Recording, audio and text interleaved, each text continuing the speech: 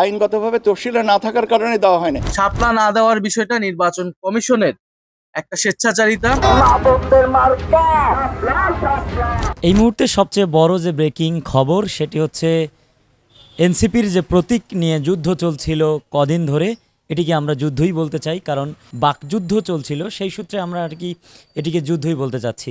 তো ইসির সঙ্গে এনসিপির যে যুদ্ধ, সেই যুদ্ধে বলা চলে যে ইসি পরাজিত হয়েছে এবং এনসিপি জয়ী হয়েছে।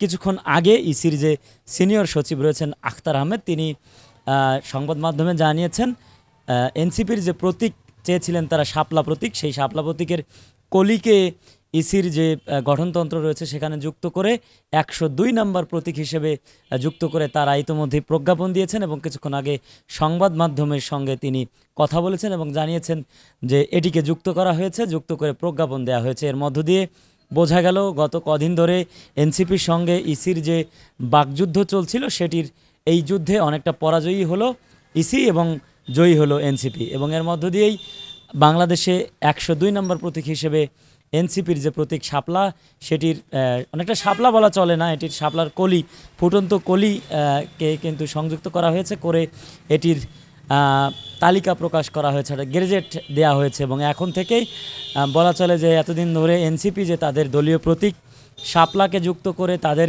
যে প্রচার প্রচারণা চালিয়ে আসছিল এটিকে এখন বৈধ বলা চলে এবং তারা হয়তো কালকে বা রবিবারের দিন আসলে আনুষ্ঠানিকভাবে এনসিপির যে প্রতীক সেটি দলীয় প্রতীক হিসেবে হয়তো প্রকাশ করা হবে। যেহেতু ইসির পক্ষ থেকে এখন পর্যন্ত 102 নম্বর প্রতীক হিসেবে এটিকে সংযুক্ত করে বিজ্ঞপ্তি দেওয়া হয়েছে, তাহলে এখন বলাই চলে যে এনসিপি আগামী দিনে শাপলা প্রতীকেই নির্বাচন করবে এবং এই শাপলা প্রতীকের নিয়েই তারা আগামী যে ত্রয়োদশ জাতীয় সংসদ নির্বাচন রয়েছে সেটিতে প্রতিদ্বন্দ্বিতা করবে। এবং মাঠে ইতিমধ্যেই গুঞ্জন ছড়িয়েছিল যে এনসিপি কারো সঙ্গে জোট করছে না বা বিএনপির সঙ্গে যাচ্ছে কিনা, জামায়াতের সঙ্গে যাবে কিনা, সব মিলিয়ে একটা ধোঁয়াশা ছিল। গতকাল রংপুরে কিন্তু তিনি কথা বলেছিলেন, এনসিপির যে আহ্বায়ক নাহিদ ইসলাম, তিনি কথা বলে জানিয়েছেন যে তারা এককভাবে নির্বাচনে যাবার যে প্রস্তুতি সেটি তারা নিচ্ছিলেন। তবে রাতেই কিন্তু এই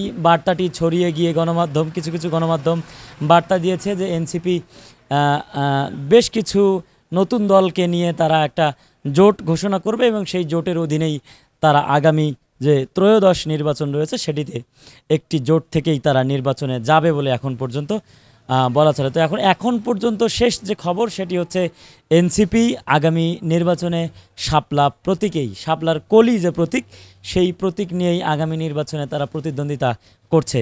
এখনকার হিট খবর বা প্রধান খবর বা ব্রেকিং নিউজ যেটাই বলি না কেন আমরা, সেই খবরটি কিন্তু এখন এটি রয়েছে, এনসিপি এবং নির্বাচন কমিশনের যুদ্ধে জয়ী হলো এনসিপি। এখনকার মতো এই ছিল শেষ খবর।